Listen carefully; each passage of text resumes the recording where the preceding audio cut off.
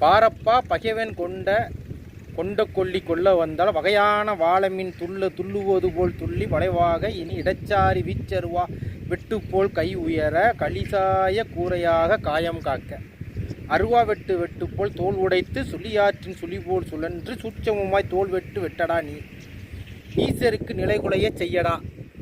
இதுதான் இந்த பாட்டு. ஒரு கால் வருஷ பாடம்.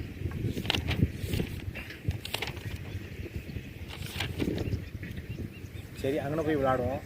பாடங்களை புதுசாக உருவாக்கும்.